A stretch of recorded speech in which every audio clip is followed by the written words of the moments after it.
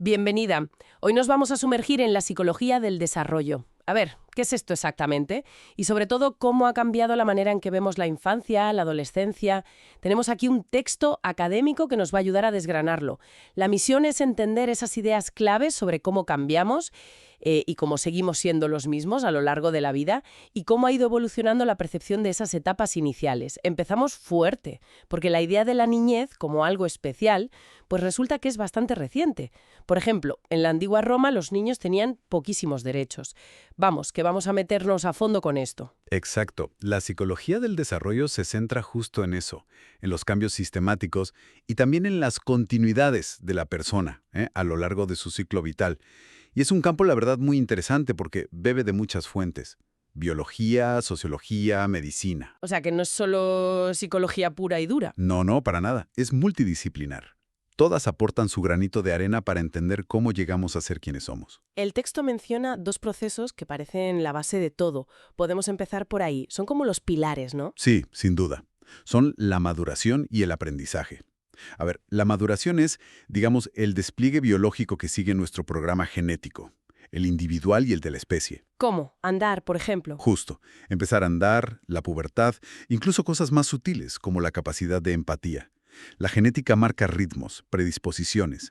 Heredamos hasta, bueno, patrones de conexión neuronal, tendencias que vienen de la evolución. Autores como Lawrence hablaron de mecanismos innatos de liberación, ¿sabes? Como los polluelos que huyen de sombras, o Jung con los arquetipos, esas ideas universales. Entiendo. Y el otro pilar es el aprendizaje. Exacto. El aprendizaje son esos cambios más o menos permanentes en sentimientos, pensamientos, conductas que vienen de la experiencia. Para leer, por ejemplo, necesitas madurez cerebral, sí, pero también necesitas aprender a leer, la experiencia concreta. Claro, no naces sabiendo leer. Para nada. Y aquí Bandura, por ejemplo, insistió mucho en la observación, en cómo aprendemos viendo a los demás, a los padres. Lo crucial es que maduración y aprendizaje no van separados, ¿eh? Se necesitan y se influyen todo el tiempo. Entendido. La biología pone el lienzo, digamos, y la experiencia pinta sobre él. No se puede separar. Y el texto sigue describiendo este proceso con unas características muy claras, ¿verdad? Efectivamente. Destaca 4 propiedades clave. Primero, es continuo y acumulativo. El cambio es constante y lo que pasa en una fase, pues afecta a la siguiente. No hay saltos mágicos. Todo está conectado en el tiempo. Eso es. Segundo, es holístico. O sea, lo físico, lo cognitivo, lo emocional, lo social, todo interactúa. Si cambia algo en un área, repercute en las demás. No puedes aislar las partes. Vale. Tercero, es plástico. Somos muy moldeables por la experiencia. Podemos cambiar, adaptarnos a lo largo de toda la vida, ojo, no solo de niños. Qué importante eso de la plasticidad. Mucho. Y cuarto, que es fundamental, está condicionado por el contexto histórico-cultural. No hay una única forma normal de desarrollarse. La cultura, la época, definen mucho qué se espera, cómo crecemos. La diversidad es la norma. Y esto conecta perfectamente con lo que decías al principio, ¿no? Que nuestra visión actual de la infancia es una construcción reciente. Es increíble pensar cómo se veía antes. Sí, sí. El texto lo deja claro, el cambio ha sido radical. Piensa en la antigüedad. Roma, siglo IV a.C., derechos mínimos. El infanticidio de niños no deseados o con problemas era legal. Madre mía. No se consideró asesinato hasta el siglo XII en Europa. Y en la Edad Media la idea era la de adultos en miniatura. No había una distinción legal clara en los delitos, salvo si eran muy, muy pequeños. ¿Y cuándo empieza a cambiar esto? Pues los siglos XVII y XVIII marcan un punto de inflexión.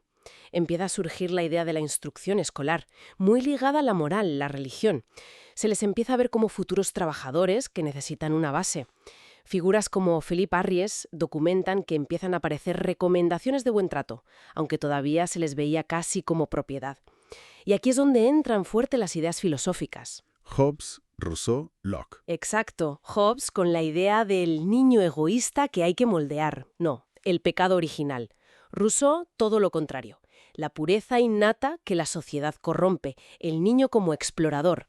Y Locke y su tabla rasa, la mente en blanco, donde la crianza lo es todo. Y esas ideas, claro, influyeron muchísimo en cómo se pensaba la educación. Totalmente, y todavía resuenan hoy en debate sobre cómo criar y educar. ¿Y la adolescencia? ¿Cuándo aparece como etapa diferenciada? Pues todavía más tarde. El reconocimiento formal, digamos, llega a principios del siglo XX. G. Stanley Hall, con su libro Adolescence, de 1904, es clave. ¿Qué impulsó ese reconocimiento? Hubo factores sociales importantes. La industrialización necesitaba gente más preparada, más formada. Y luego, las leyes contra el trabajo infantil y que obligaban a ir a la escuela. Pues agruparon a los jóvenes. Se creó esa especie de etapa intermedia, ¿sabes? Una clase especial, como dice el texto. ¿Y cuándo se convierte todo esto en una ciencia propiamente dicha? Pues mira, eso ocurre a finales del siglo XIX. Empezó de una forma curiosa, con las biografías de bebés. Pioneros, como Darwin, anotaban el desarrollo de sus propios hijos. Darwin también. Qué curioso. Sí, él creía, aunque se equivocaba, que el desarrollo del niño reflejaba la evolución de la especie. Estos diarios, aunque metodológicamente eran lo que eran, sí que estimularon el interés por estudiar esto científicamente. ¿Y quién le dio el empujón definitivo? G. Stanley Hall es considerado el fundador. Hizo investigaciones a gran escala, usó cuestionarios, su libro fue un hito. Y casi a la vez, claro, estaba Freud. Freud, claro. Freud lo revoluciona todo, poniendo el foco en la infancia, en el desarrollo psicosexual como origen de la personalidad adulta y de las neurosis.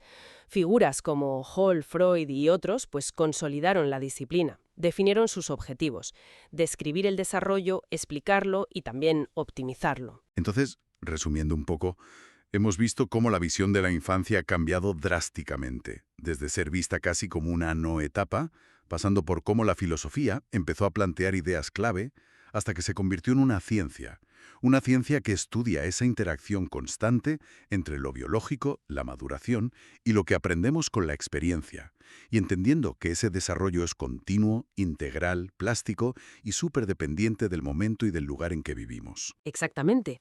Y esto nos deja quizá con una pregunta interesante para darle vueltas.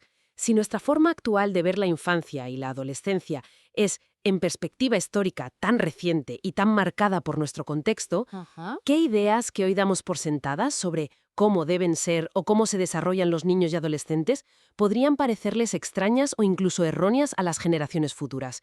¿De qué maneras nuestro propio contexto está moldeando el desarrollo de formas que quizá ni siquiera percibimos ahora mismo?